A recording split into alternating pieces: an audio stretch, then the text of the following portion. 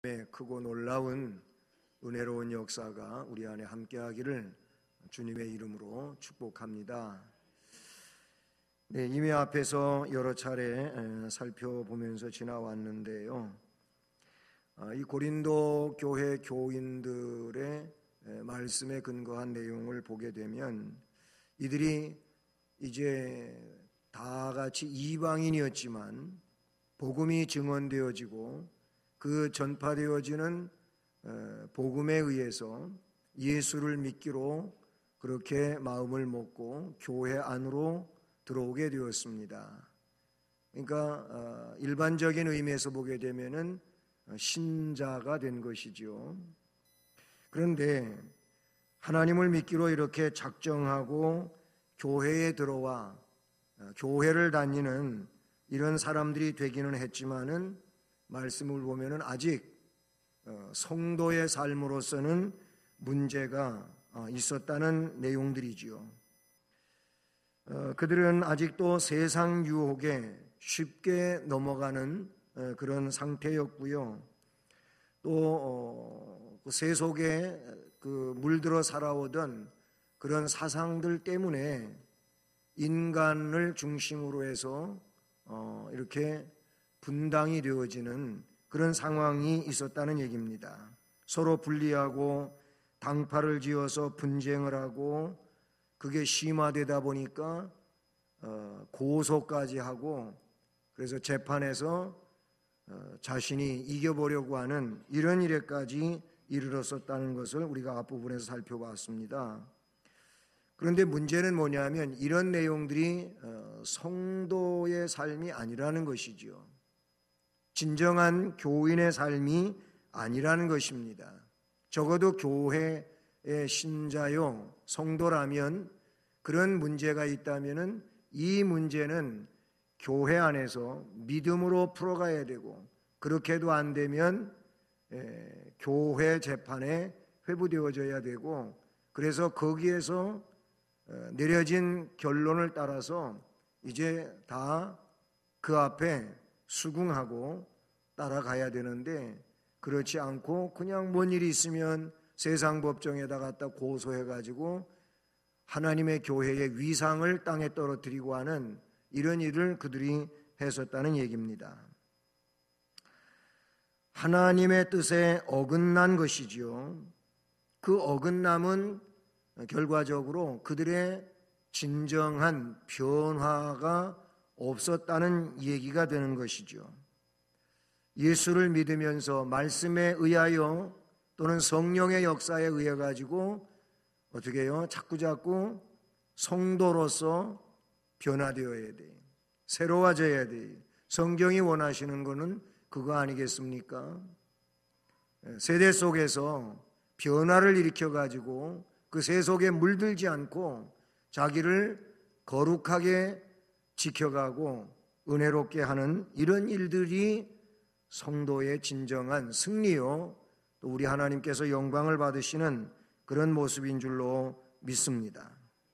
그래서 바울 사도는 본문의 말씀을 또 통해서 그러한 세속적인 것들을 버리고 진정한 성도의 모습으로서 변화를 일으키라고 말씀하고 있습니다.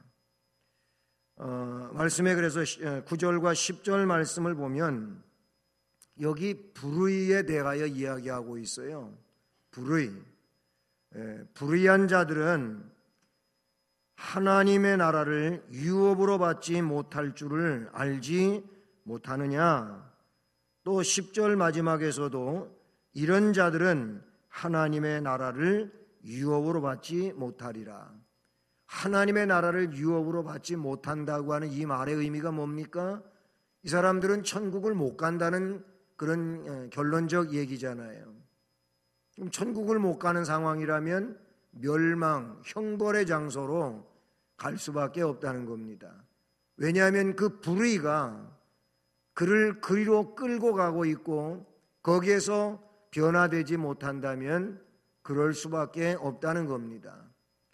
이 내용은 행위로서 구원을 받는다는 얘기냐? 그런 논리를 지금 이야기하고 있는 게 아니에요. 오늘 마지막 절인 11절 말씀에서도 보면은 너희 중에 이와 같은 자들이 있었는데 주 예수 그리스도의 이름과 우리 하나님의 성령 안에서 씻었고 그래서 거룩하고 의롭다 하심을 받았느니라. 이 말씀 속에 뒷부분에서 말씀드리겠지만은 주 예수 그리스도의 이름으로 달라져야 돼요. 그리고 하나님의 성령 안에서 씻어 거룩하고 의롭게 되어져야 되는 것이죠. 이 내용은 예수님이 내 안에 오시면, 성령이 내 안에 임재하시면, 주님이 내 안에 계시고 성령이 임재하여 역사하는 사람들은 변화를 일으킨다는 거예요. 왜냐하면 거듭남의 역사가 내 안에 있고 이 생명의 역사가 있기 때문에 그렇게 된다고 말씀하고 있는 거예요.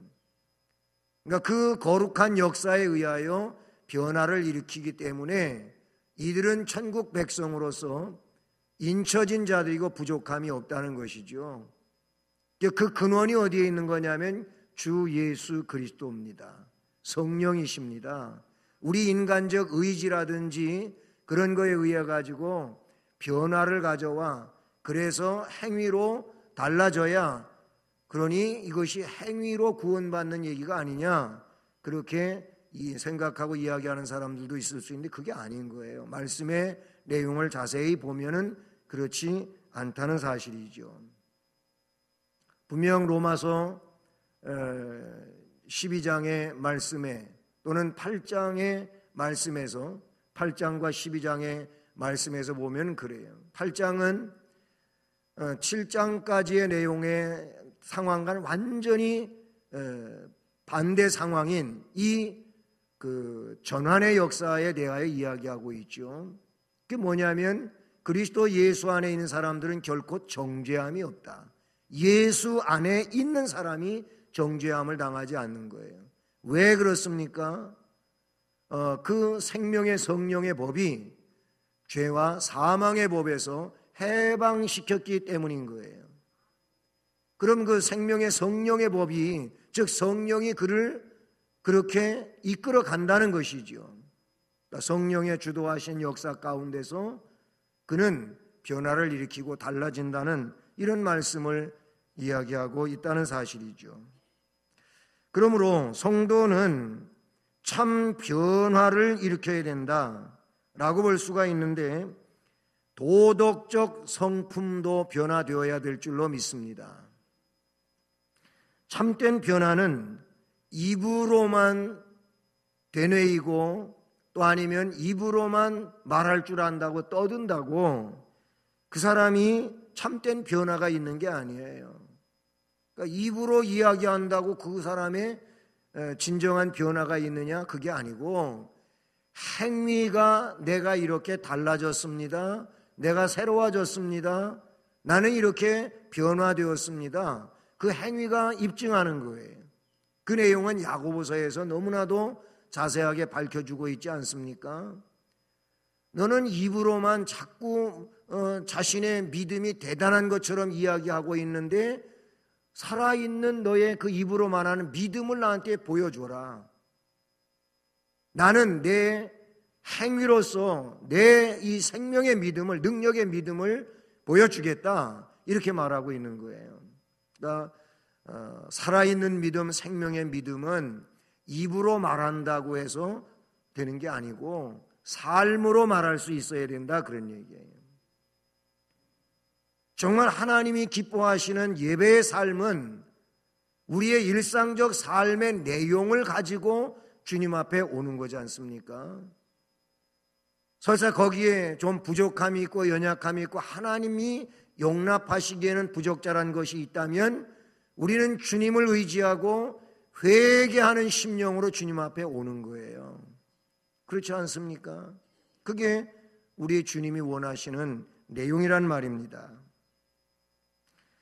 실제적인 행위, 모든 사람이 인정하는 것, 하나님께서 인정해 주실 수 있는 착하고 충성된 종아, 내가 적은 일에 충성하였으므로 내가 많은 것으로 너에게 주리니 네 주인의 즐거움에 참여할지어다. 아멘. 뭐예요? 충성이. 그 주인의 요구를 따라서 그는 열심히 그 달란트에 혹은 문화에 충성했다고 하는 사실을 우리는 기억해야 합니다. 충성은 하지 않고 원래대로 그것 보관했다가 가지고 와서 주인 탓만 하고 있는 이 한 달란트 받은 사람, 불충성했던 그 한 문화를 가지고 와서 보고하는 자, 그는 뭔가 그 문화를 가지고 혹은 달란트를 가지고 하지 않았다고 하는 겁니다. 신앙은 하지 않는 게 아니라 하는 게 신앙이잖아요. 말씀을 따라 성령의 감동과 감화와 그 역사를 따라서 하는 게 신앙생활이에요. 하지 않는 거는 신앙생활이 아니잖아요. 그냥 자연인 그대로 뭔가 지식적으로는 알고 있지만 자연인 그대로 세상을 사는 사람이 신앙인이냐? 신앙인이 아닌 거예요. 진정 우리 자신을 부정할 줄도 알고 자신에게 주어진 그 십자가를 지고 주님을 따라갈 수도 있어야 되는 이런 내용은 변화를 일으키는 사람들이 행하는 일들이라고 볼 수가 있는 것이죠. 그렇잖아요. 내적으로 변화되었으면 외적으로 변화를 가져오는 거잖아요. 안에 심령이 뜨겁고 심령이 새로움으로 가득 차 있는데 어떻게 행위가 달라지지 않을 수 있냐 그 얘기예요. 야고보 사도는 그래서 샘물은 한 구멍에서 쓴물과 단물을 낼 수가 없다. 어떻게 성도의 입에서 찬송이 나오고 저주가 나오느냐? 그거 아니라는 거예요. 그것을 야고보 사도는 분명하게 논리적으로 이야기해주고 있지 않습니까? 본문의 말씀처럼 그리스도인으로서 사악한 일에 참여를 하고 온갖 색정에 사로잡혀 문란한 생활을 하고 도둑질, 방탕, 술취함, 남을 비방하는 일을 한다면 누가 그를 변화된 사람이라고 말하겠냐 이거예요. 오히려 그런 사람들 때문에 주님의 영광이 가리워지고 교회가 지탄을 받는 이런 일이 되고야 마는 상황이 되잖아요. 그렇잖아요. 우리 자신들도 여러분 그렇게 말하는 적이 없지 않아 있지 않았습니까? 예를 들어서 우리가 같은 교회 안에서 생활을 하고 있는데 그런 얘기를 하는 분들이 없잖아요. 그래서 그런 얘기 하지 마시라고 제가 제 귀에 들리면은 직접적으로 얘기할 때도 있는데 그래요. 막 권사가 돼가지고 이런 얘기를 한단 말이에요. 그거 아니에요. 그거는 그분이 잘 못해서 그런 얘기를 들을 수도 있지만 또 그거를 보면서 그렇게 얘기하는 그 자체도 안 좋은 일인 거예요. 그러니까 문제는 뭐냐면 달라져야 된다는 말이에요. 달라져야 된다 그런 얘기예요. 그래서 오늘 이 말씀에도 그런 얘기를 말씀하고 있잖아요. 9절 중반에서부터 보면 너희들 미혹을 받지 말라. 다 이런 일들은 미혹에 넘어가서 하는 거예요. 미혹. 사탄이 미혹한다는 말이죠. 나를 거룩하지 못하게, 의롭지 못하게, 불의하게 사탄이 미혹해가지고 입술로, 생각으로, 삶으로 불의하게 그렇게 만들어 버리는 거예요. 예? 그런 미혹을 받지 말라는 거예요. 음행하는 자, 우상숭배하는 자, 간음하는 자, 탐색하는 자, 남색하는 자, 도적이나 탐욕을 부리는 자, 술 취하는 자, 모욕하는 자, 그리고 속여 빼앗는 자들은 하나님의 나라를 유업으로 받지 못하리라. 이런 내용들 여러 가지가 있는데 그 중에 대다수는 나와는 상관이 없다 이렇게 말할 수도 있지만은 10절에 나오고 있는 탐욕을 부리는 자, 사람들이 탐심 때문에 무너지는 자들이 많이 있어요. 탐욕을 부리는, 모욕하는 자, 사람들은 남을 함부로 이야기하는 일을 아주 굉장히 쉽게 해요. 거기에 대해서 심각성을 모르는 거예요.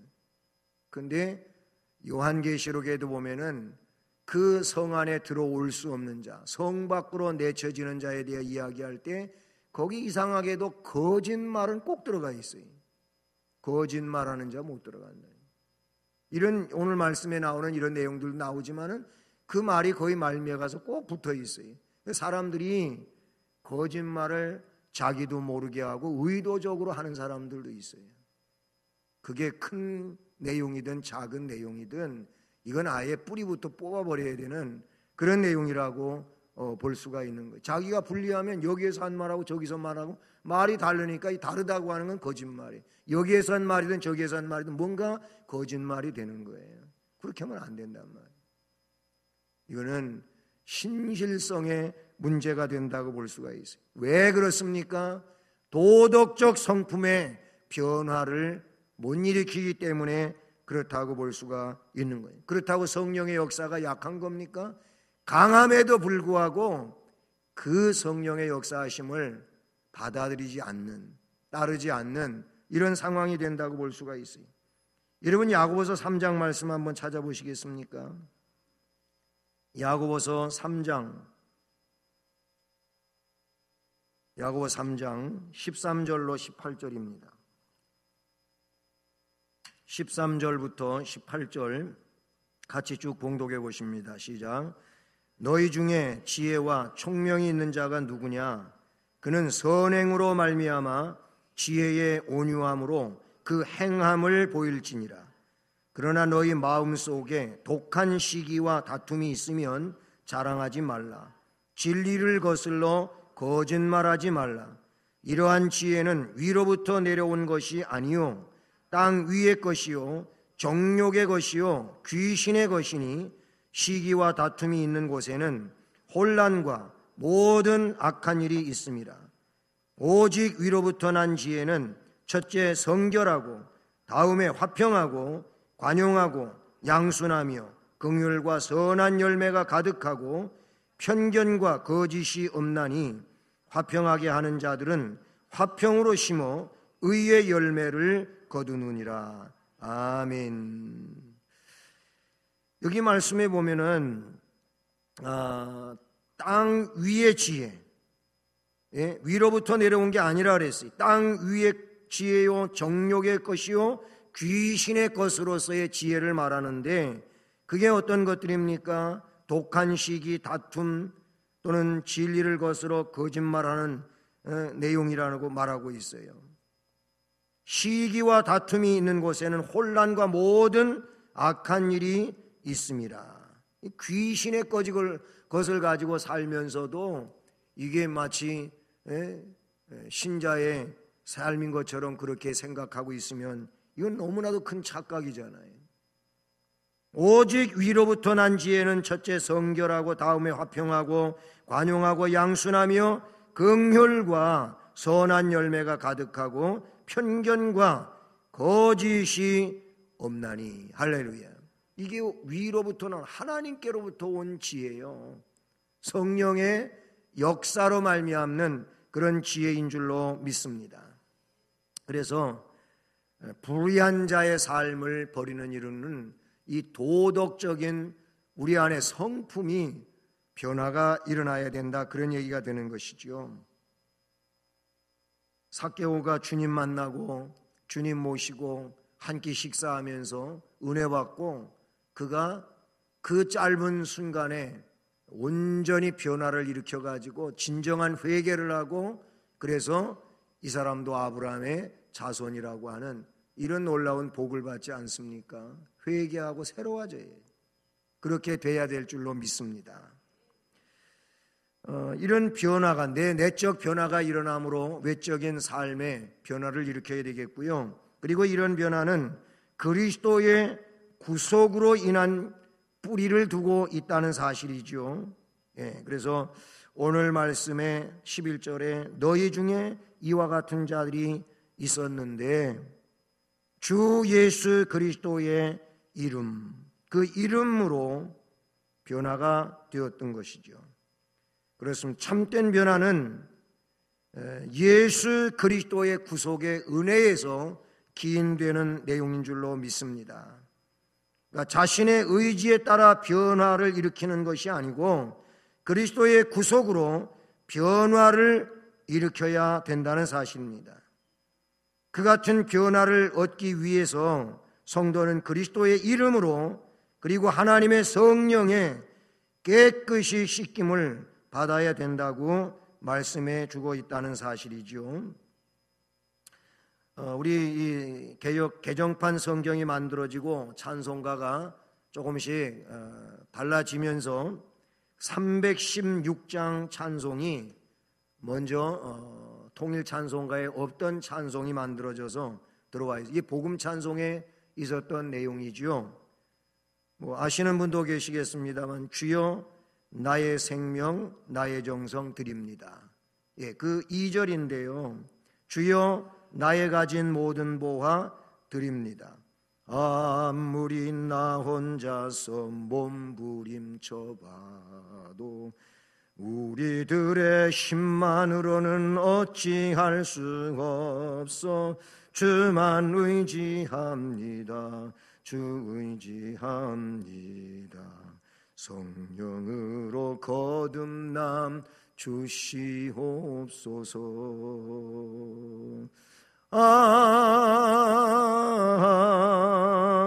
불같은 성령으로 충만케 하옵소서. 괴로움이 와도 슬픔이 와도 주님만 위해 살게 하소서. 아멘. 거기 보면은 아무리 나 혼자서 몸부림쳐봐도 우리의 힘만으로는 어찌할 수가 없다는 겁니다. 그래서 주님만 의지합니다. 성령으로 거듭남 주시옵소서. 불같은 성령으로 충만케 하옵소서. 그래야 괴로움이 와도 슬픔이 와도 주님만 살아갈 수 있다는 고백 아니겠습니까? 그렇습니다. 주님의 은혜, 구속의 은혜로 진정한 변화가 일어나고 우리 안에 임하시는 성령으로 놀라운 역사를 이루게 되는 줄로 믿습니다. 그래요. 거짓되고 악한 사망의 권세를 무너뜨릴 힘은 내 안에 성령의 역사로 말미암는 것입니다. 우리의 어떤 지적 의지, 그런 것들이 나를 변화시키는 게 아니에요. 이 지적 의지를 성령이 통제해야 될 줄로 믿습니다. 사람이 의지가 강한 것 같아도요, 무너지려고 하면은 힘없이 무너지잖아요. 그래서 오죽하면은 사람이 마음 먹은 건 작심삼일이라고 하는 얘기가 있어요. 그거는 그래도 조금 길게, 어떤 사람은 작심삼초래. 엄청 짧단 말이에요. 사람이 마음 먹었던 게 쉽게 달라지고 변하고 그렇잖아요. 그러나 우리 안에 계신 주님의 긍휼, 그 성령의 역사는 우리를 능력 있고 권세 있게 거룩한 변화를 일으켜 갈 수 있도록 역사해 주시는 줄로 믿습니다. 이런 사람들이 세 번째로 하나님의 나라를 얻게 되는 줄로 믿습니다. 말씀 그대로 불의한 자 하나님의 나라를 유업으로 받지 못할 줄을 알지 못하느냐. 불의에 대하여 쭉 여러 가지를 이야기하면서 이런 자들은 하나님의 나라를 유업으로 받지 못하리라. 즉 불의한 자는 하나님의 나라를 유업으로 받지 못하지만 주 예수 그리스도의 이름으로 또는 성령으로 씻어 의롭고 거룩하게 된 자들은 하나님의 나라를 유업으로 받게 되는 줄로 믿습니다. 그래서 베드로서에서도 바로 우리를 씻어주시고 흠없게 하셨는데, 이거는 세상에 그 없어질 것으로 되어진 것이 아니고 없어지지 않은 예수 그리스도의 보혈로 그렇게 되어졌다고 말씀해주고 있지 않습니까? 할렐루야. 그렇습니다. 참된 변화 속에는 하나님의 약속이 있습니다. 그 하나님의 약속은 뭐냐면 하나님의 나라를 유업으로 받는다는 겁니다. 하나님의 나라를 유업으로 받는 자들은 제자들입니다. 제자는 주님을 따르는 자입니다. 실제적으로 예수님의 진정한 제자들은 그 시대 속에서 대다수가 그 복음을 위하여, 주님의 길을 위하여 순교를 했어요. 그 사도 가운데 요한 사도는 나이가 제일 어린 사람이었었고, 그리고 그는 주 100년경까지 거의 1세기를 살았어요. 그는 살아있는 순교자라고 불려졌어요. 뭔 얘기냐면 제자들은 다 주님을 성령 안에서 그 능력으로 목숨을 내어주면서까지도 따랐어요. 그들이 그렇게 할 수 있었던 것은 자신들의 의지가 아니었어요. 성령의 역사하심이었는 줄로 믿습니다. 성령이 그들을 그렇게 이끌고 가셨고, 그들은 그 성령의 이끄심에 순종한 줄로 믿습니다. 주님이 말씀하셨어요. 야, 그렇게 핍박이 오고 목숨을 내놓으라고 위협하고 하는 이런 상황이 되면은 사람들이 벌벌 떨고 뭘 말할까 걱정할 텐데, 그런데 너희들은 걱정하지 말라. 왜? 그때 성령의 사람들은 성령께서 할 말을 다 주신다 그랬어요. 아멘. 믿으시기를 바랍니다. 내가 하는 것이 아니고 성령께서 내 안에서 역사하시고 그렇게 할 수 있도록 해주시는 줄로 믿습니다. 참된 변화를 일으킨 자가 궁극적으로 얻게 되는 게 뭐냐면 하나님의 나라예요. 아니, 하나님이 이들에게 선물로 주셨기 때문에 이들은 그것을 유업으로 받는데, 하나님이 그 유업을 주셨기 때문에 다시 역으로 이야기하면 이들은 거룩한 변화를 일으키게 되는 줄로 믿습니다. 그래요. 하나님 나라가 우리에게 의미하는 것은 영원성이라고 말할 수 있지 않습니까? 하나님의 나라는 영원한 나라잖아요. 그렇죠? 주님이 그래서 그 나라의 영원성을 말했고, 또 영생의 주로서 그 주님을 따르는 자들에게 영생을 선물로 준다고 말씀해 주신 줄로 믿습니다. 유한한 죽음 속에 갇혀 있는 우리들로 하여금 그 유한한 죽음을 깨고 부활의 생명을 가지고 영생에 이르도록 그렇게 역사하신 줄로 믿습니다. 그러므로 이것이 하나님의 은혜요, 복인 줄로 믿습니다. 고린도후서 5장 17절 말씀처럼 새로운 피조물이 되셨습니까? 왜 그렇게 되셨습니까? 예수 그리스도 안에 있기 때문에 그런 거 아닙니까? 예수 그리스도 안에 있다고 하는 건 예수 그리스도가 결국 우리의 주가 되셨다는 얘기고, 주님이 나의 주가 되신 것은 곧 나의 생명이 그분에게 있다는 이야기도 되는 것이죠. 사랑하는 여러분, 우리는 그리스도 말미암아 새 생명을 얻은 자인 줄 믿습니다. 그러므로 실존적 변화를 일으킴으로 이 변화를 통하여 진정 하나님의 새로운 피조물로서 영생의 복을 소유한 자들로 이 땅 위에 살고 능력 있고 권세 있는 심령으로서 매일 주어지는 삶을 바르게 감당하는 은혜가 있기를 바랍니다.